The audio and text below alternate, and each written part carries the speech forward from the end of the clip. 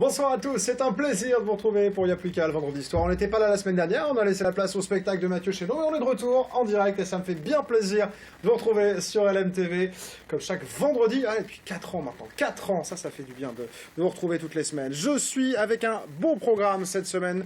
Coralie Collier de La Grande Patiente, c'est une actrice, elle cherche à sensibiliser les gens à la spondylarthrite ankylosante. On la retrouvera tout à l'heure par Skype si tout va bien, si la technique nous le permet. Le jeu de rôle, c'est la première fois que je reçois des auteurs d'un jeu de rôle. Ils sont à l'honneur ce soir. Le jeu de rôle s'appelle Les 7 Rois. On va découvrir ça avec eux dans un instant. La youtubeuse Cassie Mini est de retour sur le plateau. Elle fait des vidéos, mais elle sort aussi son premier livre. On le découvrira dans un instant. Et puis on recevra le rappeur Lilouji. Il est venu ce soir nous présenter son travail. On va pouvoir découvrir ses clips, son parcours. Et puis bien sûr, on aura le droit au live dans Y'a plus qu'à. Y'a plus qu'à prendre du bon temps. Et ça commence maintenant.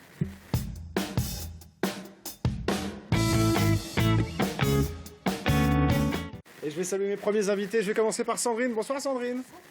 Bienvenue de retour sur le plateau d'Y'a plus qu'à. Plein de choses colorées parce que vous sortez votre premier ouvrage, ma chère Sandrine, qui est consacré justement à ce duct tape là, voilà, qui sont des rouleaux de scotch en fait, à peu près, hein, si on veut simplifier. Et le truc c'est que vous faites plein de choses avec, vous nous montrerez ça tout à l'heure. Et puis juste à côté de vous, j'ai Florian et Sacha. Bonsoir messieurs. Bonsoir. Bienvenue sur le plateau d'Y'a plus qu'à. Belle stéréo. Impeccable, belle synchronisation, ça c'est bossé. On va parler avec vous d'un jeu de rôle. Si je disais tout à l'heure, c'est la première fois que je vais parler d'un jeu de rôle sur le plateau d'Y'a plus qu'à. C'est plutôt original d'avoir des auteurs d'un jeu de rôle. Vous êtes originaires du Mans tous les deux, hein, on va dire. Exactement.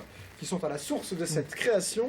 Ça s'appelle Les 7 Rois, la guerre des ombres, c'est le sous-titre. Avant qu'on en parle, j'aimerais que vous me réexpliquiez un petit peu, messieurs, ce qu'est le jeu de rôle, parce que je suis sûr que malheureusement tout le monde ne connaît pas. Comment ça se passe un jeu de rôle ? Alors, il faut savoir qu'au départ, on est des joueurs de jeux classiques, jeux de cartes, tarot, choses comme ça, qu'on fait ce samedi soir entre amis, et qu'on se trouve un petit peu parfois à l'étroit avec ces jeux qui sont finalement très, très rêvés, très... Donc un jour, Sacha a ramené un jeu de rôle qui s'appelle Yggdrasil, où on joue des vikings, et voilà, et on s'est mis dans le jeu de rôle qui est, comment dire, plus libre, voilà. Comment ça se passe alors si on veut jouer à un jeu de rôle ? Alors, comment ça se passe en fait ? Donc, techniquement, déjà, il faut avoir des amis. Il faut commencer par la base, ou des gens qui sont intéressés par l'activité. Je peux pas jouer alors. Ah, donc... Il faut un peu d'imagination. C'est bon. Il faut aussi beaucoup de... Mais non, ça se passe très bien. On se retrouve en famille. C'est ça, on se retrouve entre amis autour d'une table. C'est la grande différence, par exemple, par rapport à du jeu vidéo en ligne, où chacun va être derrière son écran de PC, par exemple. Et en général, on prévoit pas mal de bouffe parce qu'on va tenir à peu près un siège qui va durer 3, 5, 6 heures. Donc il faut prévoir de quoi se sustenter et boire aussi. Enfin, ou alcoolisé ou pas, c'est vous qui voyez. Et on va se réunir autour pour raconter une histoire. C'est un peu ça. Donc, un peu en mode coin du feu, on va partir dans un univers imaginaire, des univers qui peuvent être très variés. On peut partir vers du contemporain, c'est-à-dire le monde qu'on connaît actuellement tous aujourd'hui, comme vers de l'heroic fantasy, issu des univers de J.R. Tolkien, notamment, donc Seigneur des Anneaux, par exemple. Ou partir, je sais pas moi, sur du préhistorique, les tâtés du mammouth. Il y a un jeu qui s'appelle comme ça, qui s'appelle Wurm, qui est très drôle. On joue tous avec des pads. Et autour de ça, donc, on va raconter une histoire. C'est-à-dire un joueur en particulier qu'on appelle le maître de jeu. Donc très ronflant, très sympa, pour ceux qui aiment le pouvoir, c'est vraiment cool. Et ce maître de jeu va imaginer, va décrire les scènes, l'univers, va décrire des personnages qui vont interagir. Et les joueurs, eux, vont avoir leur propre personnage et ils vont essayer d'interagir avec cet univers.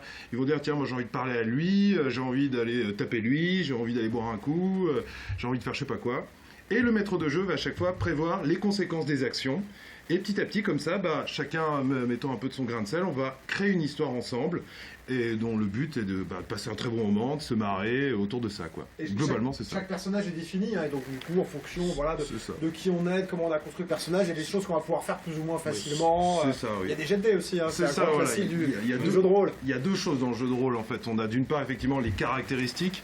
Parce que le problème, c'est que comme on est dans l'imaginaire, si on était tous des gamins de 6 ans, ce serait un peu horrible parce qu'on dirait bah non, moi je tape plus fort, bah non, moi c'est moi qui tape plus fort. Et on n'en finirait pas. Donc il y a un système de règles qui permet de structurer le truc et qui permet de dire bah, je suis plus ou moins fort, je suis plus ou moins agile, je suis plus ou moins charismatique, etc. Et donc il y a des règles qui sont régies de l'univers. C'est dans un livre que vous nous mettez tout ça, parce que faire un jeu de rôle, c'est un livre. On va remontrer quelques exemples des pages du vôtre, de votre projet, où on va expliquer les règles, les tenants, les aboutissants, ce qu'on peut faire, ce qu'on peut pas faire, comment créer un joueur aussi, j'imagine. Oui, aussi, bien sûr. On est ses caractéristiques techniques, ses compétences, etc. Il y a plein de choses. Est-ce que c'est quand même facile d'accès? Parce que quand on le dit comme ça peut faire un peu peur. Oui, effectivement, il y a déjà le problème, c'est que nous on a un vocabulaire très technique de jeu de rôle, donc il y a les termes caractéristiques, il y a des jets de dés. En plus, on part sur quelque chose de très imaginatif. On est en train de créer un univers à plusieurs joueurs, ce qui fait que malheureusement dans ce type d'activité, si on est en dehors du truc, ça nous paraît, on a l'impression que juste les types sont des cinglés, ils sont moitié psychopathes. Ça a déjà été dit, hein, parce que je suis un vieux rôliste, moi. Je me souviens d'une époque où il y avait des émissions sur les psys, là, ils nous parlaient de. Avant le jeu vidéo. C'est plus les jeux vidéo maintenant, voilà, donc on est plus tranquille. Maintenant. Avant le jeu vidéo, les grands malades mentaux étaient dans le jeu de rôle. On salue Mireille Dumas, c'était il y a quelques années, mais elle en a parlé des jeux de rôle, elle aimait pas. Et donc, je disais, où est-ce que j'en étais? Ah bah je vous ai coupé, voilà, je vous ai coupé. Non, je vous demandais si c'est facile d'accès, vous êtes en train de dire que ça peut paraître compliqué, mais je suis sûr que vous allez me dire qu'au final, il faut essayer quand même. En fait, c'est simplement le maître du jeu qui a à lire le livre. Après, lui, il va guider les joueurs dans la création de personnages, et puis dans l'histoire également. Le maître du jeu, c'est vraiment lui qui est le grand Manitou. Voilà. Donc évidemment, ça peut paraître complexe, mais le livre explique ça de manière très généraliste. C'était une contrainte qu'on s'est imposée. On voulait quelque chose d'accessible pour tous. Voilà, on va parler du vôtre là, voilà, parce que rappelons-le, les généralités c'est bien, mais moi je veux qu'on parle de C3 maintenant, de la guerre des ombres. Dans quel univers on est dans la guerre des ombres déjà, si on commence par cette idée d'univers? On est sur un univers contemporain, c'est-à-dire le monde actuel. C'est un monde, si vous avez envie de vivre, par exemple, une aventure roman, je l'ai fait à certains joueurs, ça aurait fait très plaisir d'ailleurs de massacrer des gens en place d'Alger. Bon, voilà, des démons, hein, pas des humains. Et donc vous pouvez jouer où vous voulez, vous pouvez vous servir de l'actualité, vous pouvez utiliser les technologies modernes, etc. Donc ça donne l'avantage, c'est que ça permet aux gens d'avoir les mêmes références, disons. Ça c'est extrêmement pratique. C'est vrai que par exemple, si on part sur des univers, je prenais l'exemple tout à l'heure de Tolkien, si vous n'avez pas eu le Seigneur des Anneaux et que vous voulez vous attaquer à un truc comme Donjons et Dragons, vous savez pas ce qu'est un gobelin, vous savez pas ce qu'est un elfe, du coup vous êtes là, il faut que le contexte soit acquis. Donc en fait, en faisant un jeu contemporain, a priori le contexte est là, puisque c'est déjà, voilà, a priori ça marche. Ensuite, en termes de règles, on a essayé de créer un système qui est justement très simple, puisqu'en fait, le problème d'un jeu, c'est que c'est un peu comme les jeux vidéo. Soit on part sur quelque chose d'extrêmement arcade, soit simulationniste. C'est-à-dire, soit on va partir vers quelque chose simulationniste, c'est-à-dire on va essayer de mettre un point de règle pour absolument tout ce que peut faire le joueur. Donc on va faire des règles, s'il se noie, s'il tombe, s'il parle au téléphone, enfin on va faire des tas de petites règles qui vont rendre quelque chose d'extrêmement prenant et réaliste, mais qui va être très très lourd à ingérer pour le maître de jeu. Nous on a préféré prendre le côté arcade, c'est-à-dire un système unique qui gère toutes les actions possibles et avec lequel on se prend pas la tête. Facile d'accès du coup. Facile d'accès, voilà. Facile de gestion, même pour le maître de jeu qui est pas en train de chercher dans son truc 3 heures à la situation, le truc. Il n'a pas besoin de compulser. Alors attends, en minute tu veux faire ça, alors attends, je crois que c'est la ligne AB, page 23. Non, on n'a pas de ça avec nous. C'est un système, le système de règles, par exemple, sur le livre qui fait 200 pages, fait une quinzaine de pages, écrit assez gros, illustré avec des exemples. Donc c'est à la portée vraiment de n'importe qui. Vraiment. Le concept du jeu, c'est juste vous lancer des dés. Sur 5 ou 6, ça marche. Bon. Non, a priori, tout le monde peut y arriver. Qu'est-ce qu'on va incarner comme personnage dans votre jeu de rôle? Tu peux décrire par exemple celui que tu aimes créer à chaque fois. Alors ce qui est bien, c'est qu'on peut se projeter vraiment dans un personnage on peut lui donner notre moi idéal, on va dire, ou alors créer quelqu'un qui est complètement extraverti, complètement extravagant.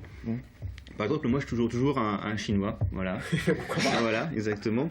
Parce que faut voir qu'il y a beaucoup de... Parce qu'on plaisante là depuis tout à l'heure, massacrer des gens âgés, etc. Il y a beaucoup d'humour de second degré, voire de troisième, voire de quatrième. C'est fait pour se détendre, s'amuser, sortir de soi un peu. Ah, complètement, oui. C'est pour ça qu'on a créé d'ailleurs un système de règles qui est très simple finalement, puisque le but c'était d'avoir une ambiance. Et c'est important l'ambiance dans un jeu de rôle parce qu'on se projette dans un univers qui est pas forcément, qui est un peu différent du nôtre. Et voilà, donc faire un système de Avec Traylight, c'était le moyen aussi de pouvoir, après que le MJ, le maître du jeu, se concentre sur l'ambiance. Alors, on est qui comme personnage? On a des particularités spécifiques, des compétences spécifiques. Qu'est-ce qu'on peut faire? Alors, dans le jeu, on va faire un peu technique. C'est-à-dire, vous avez juste 3 caractéristiques. Il y a ce que vous pouvez faire physiquement, ce que vous pouvez faire intellectuellement, ce que vous pouvez faire socialement. Donc voilà, déjà, ça permet de jongler sur des trucs assez simples. Et après, en fait, on a créé un système où on va définir ce qui est notre fierté, ce qui est notre honte et ce qui est un petit peu notre jardin secret. Donc à partir de ces 3 éléments-là, normalement, en fait, on s'est dit que c'était un système suffisamment simple, mais en même temps suffisamment riche pour que chacun puisse faire ce qu'il veut. Par exemple, on peut faire un personnage qui va être extrêmement intelligent, qui va être un scientifique, et du coup, c'est effectivement sa fierté, c'est ses connaissances, sa culture générale, sa capacité de réflexion. Par contre, son côté honteux, par exemple, ça va être qu'il a du mal à sociabiliser avec des gens, si on parle dans la caricature. Hein. Donc on va avoir et jardin secret, ça va être par exemple qu'il aime faire, je sais pas moi, il aime pratiquer des expériences de chimie, il aime jouer aux échecs, ce genre de choses. Et donc à partir de ces 3 points, on va pouvoir moduler des personnages. On a vu un peu de tout. On a vu la dernière fois, c'était quoi? Donc un acteur de film pornographique qui s'est reconverti dans les films animaliers et qui aimait les boissons gazeuses. Enfin, on peut partir des trucs les plus sérieux aux plus idiots possibles. Et ben après, on s'adapte, on part là-dessus. Faut jouer. Quel type de scénario on va jouer alors? Qu'est-ce qu'on va trouver comme situation dans votre jeu? Alors les situations, donc on peut pas tout révéler puisque le jeu est construit un petit peu sur un twist, un renversement, parce qu'au début on joue des êtres humains normaux qui vont basculer dans le côté paranormal. Et donc je peux pas tout révéler là-dessus. Non, mais c'est bien déjà. Voilà, c'est ça surtout. Et en fait, on découvre dans le jeu un peu sur les thèses conspirationnistes qu'en fait, ce qu'on voit, les événements, l'actualité, les crises politiques, économiques, ne sont en fait que la surface des choses. Derrière, il y a des puissances qui sont là et qui manipulent.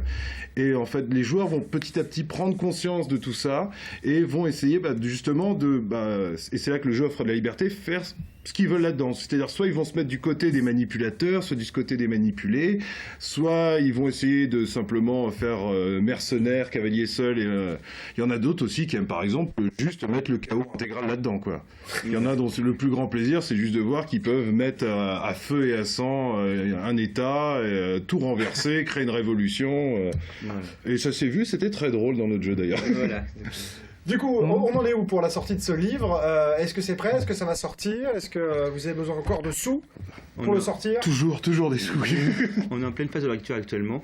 Donc ça a duré à peu près, on va dire, 5-6 mois pour le mettre en forme. Et Sacha a travaillé pendant pratiquement 1 an à l'écriture de l'intégralité du livre.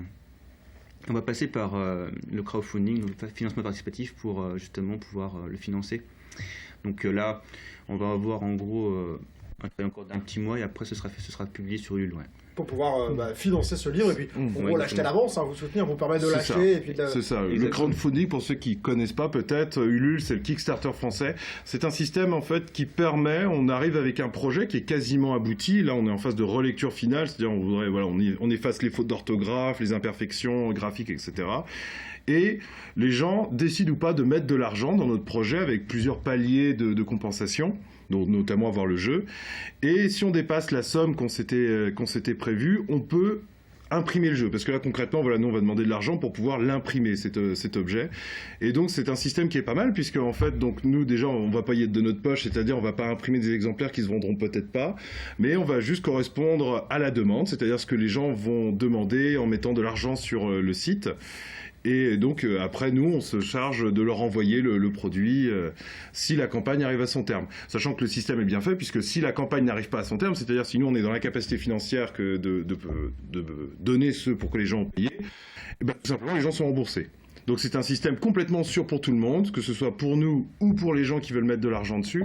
Et donc c'est pour ça je trouve que c'est vraiment un truc qui est génial, quoi.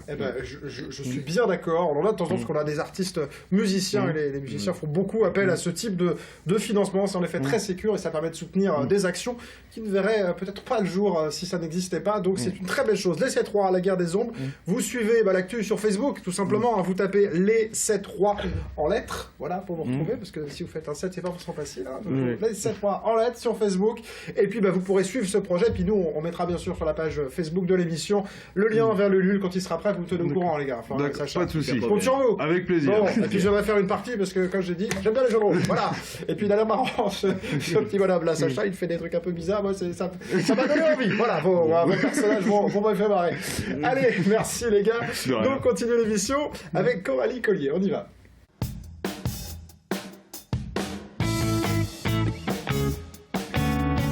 Et oui, j'ai le plaisir d'être en ligne par Skype avec Coralie Collier. Bonsoir Coralie. Bonsoir. Merci d'être dans l'émission Y'a plus qu'à ce soir. On va parler avec vous de la grande patiente. La grande patiente, c'est en fait une opération que vous avez menée pour mettre en lumière une maladie et ses conséquences. Est-ce que vous pouvez nous dire de quelle maladie il s'agit, Coralie? Alors, il s'agit de spondylarthrite ankylosante. Déjà réussir à le dire. C'est pour ça que je vous ai laissé le dire. Comment? C'est pour ça que je vous ai laissé le dire, parce que c'est pas facile à dire, en fait. En plus. Imagine. Quelles sont les conséquences de cette maladie, Coralie? Et en fait, c'est une maladie rhumatismale qui touche les articulations. Et il y a une inflammation qui se crée au niveau de ces articulations et ça entraîne des douleurs, des raideurs et du coup, à force, une perte de mobilité. Alors, ce qui est original, c'est que pour sensibiliser à cette maladie, vous êtes actrice, ma chère Coralie, vous êtes dans une série, vous êtes revenue justement dans une série qui s'appelle Les Mystères de l'amour, qui suit les aventures de gens qu'on connaît bien depuis quelques années, hein, puisqu'on les a rencontrés il y a quelques années dans Hélène et les garçons, bien évidemment, c'est cette série qui cartonne. Et du coup, vous êtes revenue dans cette série pour parler directement de cette maladie dans la série. C'était quand même une idée très originale. Un super cadeau, surtout de la part de Jean-Luc Azoulay, le producteur. En fait, moi, j'avais donc tourné à l'époque dans Les Mystères de l'amour. J'avais dû arrêter à cause de ma santé. Et quand il a vu le clip, il m'a dit, mais écoute, on pourrait insérer ton histoire, la maladie et le projet Grande Patiente au Mystère de l'amour. Et du coup, j'ai tourné une dizaine d'épisodes dans lesquels mon personnage revient dans les mêmes circonstances que ma vie réelle, finalement. Et ça a été génial, parce que du coup, ça a mis une lumière sur la maladie fabuleuse et on a vu les clics j'aime sur le Facebook grimper chaque week-end, donc c'était génial. Oui, parce que vous avez monté une opération qui vient de se terminer. On va essayer de voir le bilan d'ailleurs de cette opération, où quand on clique j'aime sur votre page, on peut toujours le faire, hein, bien évidemment, sur la grande patiente, parce que ça servira, mais il y avait 1 euro, un clic. C'est quoi le bilan de cette opération, Coralie? Alors, ça a été une super opération, en fait, qui a été menée avec la Fondation Arthritis. Donc, on a eu quand même 11 200 j'aime sur la page Facebook. Donc, l'opération s'est terminée la semaine dernière. On a totalisé, et ça donc 11 200 euros qui sont reversés à la recherche sur les rhumatismes, grâce à Grande Patiente. Pourquoi on a besoin de sensibiliser et de parler de cette maladie? Elle est peu connue, on connaît mal les répercussions que ça peut avoir. Alors, il y a plein de paramètres. Effectivement, nous déjà, on avait cet objectif recherche parce qu'il y a des traitements qui existent, il y a de la recherche, mais il y a encore plein de patients atteints de spondylarthrite qui ne sont pas soignés comme il faudrait parce qu'il n'y a pas de traitements qui répondent à leur forme de pathologie. Donc, il y a encore vraiment besoin de recherche et de nouveaux traitements. Et d'autre part, effectivement, il y a tout le côté humain, on va dire, parce que c'est une maladie méconnue, invisible, qui du coup est difficile à comprendre pour l'entourage. Et c'est, je pense, important d'en parler pour sortir les gens de l'isolement, parce qu'il y a un vrai isolement qui s'installe avec une maladie chronique, et plus les gens comprendront et moins cet effet sera visible en fait, donc c'est très important d'en parler. On le voit sur votre page d'ailleurs, on voit les gens qui commentent, qui disent ah merci d'en avoir parlé aussi, parce que quand on est isolé chacun et qu'on se dit tiens on en parle, on parle de ce que je vis tous les jours, ça fait aussi du bien. Ça peut paraître bête parce que c'est après tout on ne fait qu'en parler, mais ça peut faire aussi simplement du bien de savoir qu'on parle, qu'il y a d'autres gens qui vivent la même chose que nous. Oui, c'est ça, c'est le fait de se dire on n'est pas tout seul, et puis aussi c'est un concept assez particulier, mais la maladie fait que des fois on a un peu honte entre guillemets d'en parler, et c'est un phénomène qu'on retrouve chez pas mal de malades, et le fait qu'en fait on en parle de manière ludique avec une chanson, ça incite un peu les gens, c'est dans les retours qu'on voit ça, à en parler davantage à leurs proches, et du coup il y a un meilleur dialogue, il y a peut-être un tabou qui parfois s'efface, et ça c'est génial quoi.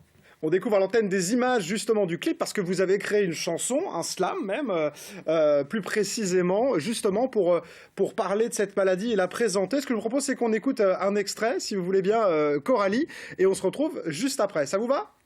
Très bien. Alors on écoute La Grande Patiente. Je veux pas nous plaindre, je veux pas geindre. Y a pas d'objectif à atteindre. Je vous présente juste une grande patiente, spondylarthrite ankylosante.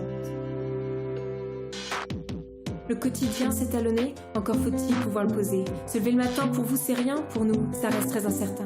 Le dérouillage de la machine comme un diesel à faire chauffer. Pour qu'il y ait quelqu'un dans la vitrine, ça prend du temps. Faut décoincer. Cette fausse clubeuse, cette folle junkie, elle aime la nuit, les insomnies. Ce qu'on dit bye night, ce qu'on dit tonight. Mais laisse-moi tranquille, 3 heures du mat. Et la journée, tu deviens narco, tu dors debout, enfin, pas trop. Plutôt vautré dans le canapé où tout ton corps est prémoulé. Et les médocs, les injections, les mouvements de rééducation, et le traitement, et le kiné. T'as pensé à ton RDV?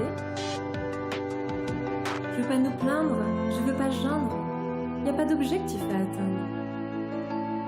Je vous présente juste une grande passion.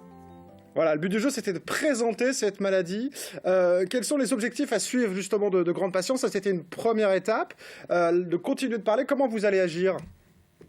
Alors oui, voilà, l'opération Un clic j'aime 1 euro, c'était juste une opération parmi tant d'autres. Là, on a l'objectif de continuer de parler de cette maladie, donc toujours de manière artistique. Donc déjà avec ce clip qui essaie de relater le quotidien, et du coup, on va essayer de le diffuser au maximum. On a de plus en plus d'antennes, même à l'étranger, puisque la chanson a été traduite en anglais. Et donc voilà, ça touche pas mal de monde. Et l'idée, c'est ça, c'est de se déplacer, aller parler de cette maladie. Je serai notamment le 12 mars prochain à la journée nationale des spondyloarthrites à Paris. Donc j'interviendrai avec cette chanson et en expliquant un peu tout ce projet. Et puis voilà, développer des sortes de conférences en fait à droite à gauche. Il y a des choses déjà qui se mettent en place pour en parler et prendre appui sur cette chanson. Et puis après, dans l'avenir, il y a déjà plein de choses qui se bousculent avec Marc Boy, le producteur du clip. On a déjà plein d'idées pour continuer d'aborder des sujets comme ça importants liés à la santé, mais toujours de manière artistique. Donc il y a des choses qui se mettent en place. Voilà, c'est ce qui est original dans votre projet, hein, vraiment, c'est ce côté artistique, d'avoir parlé dans une série, de le faire avec le sourire, voilà. C'est vrai que vous en parlez de manière grave, mais malgré tout dans un clip qui est drôle, avec de l'humour, avec des clins d'œil, pour expliquer, c'est vrai, cette maladie un petit peu particulière. Donc c'est une démarche vraiment singulière, je voulais vraiment la présenter. Comment on peut faire concrètement si on veut vous aider aujourd'hui, Coralie? Aujourd'hui, en fait, il faut déjà aller cliquer j'aime, parce que finalement, même si l'opération est finie, plus la page prendra de l'ampleur et plus ce sera connu. Donc, cliquez j'aime et partagez la chanson, parce que voilà, c'est avec cet effet boule de neige qu'on réussira à vraiment communiquer sur la maladie. Et donc voilà, c'est la meilleure façon de nous aider, c'est d'utiliser ces réseaux sociaux et en fait, ça a un pouvoir magique, parce qu'un partage, ça peut en faire découler des tas d'autres et c'est comme ça qu'on fera changer les regards. Eh bien, rendez-vous sur la page de Grande Passion, puis sur la page de l'émission, bien sûr, où on aura le plaisir de remettre ce clip. Avant de vous quitter, Coralie, j'aimerais faire un clin d'œil à un ami à moi, parce qu'il est sur cette chaîne, mais il est aussi présent dans la série. Alors, vous ne le voyez pas, je fais un clin d'œil à Olivier Québener, qui joue dans Les Mystères de l'amour, et qui est évidemment quelqu'un qui est depuis 6 ans sur l'antenne d'LMTV. Alors, je ne pouvais pas parler de cette série et vous avoir sans lui faire un petit clin d'œil. Coucou, l'ami Olivier, ça me fait bien plaisir. Il joue un journaliste pas sympa dans la série. Je peux vous dire qu'il balance, mais il est très gentil dans la vraie vie. Voilà, c'était un clin d'œil un peu personnel. Merci Coralie d'être venue nous voir par l'intermédiaire de Skype. C'est bien pratique ces petites choses-là aussi dans Y'a plus qu'à. Merci. Merci beaucoup d'avoir soutenu le projet et d'en avoir parlé, c'est vraiment très gentil. Eh ben, c'était un plaisir. À très bientôt, Coralie. Merci de votre présence dans l'émission. Nous, on se retrouve dans un instant avec nos invités. On va changer d'univers avec Cassie Mini. On va parler des duct tape. Je ne sais pas trop ce que c'est, mais on connaîtra tout dans un instant dans Y'a plus qu'à.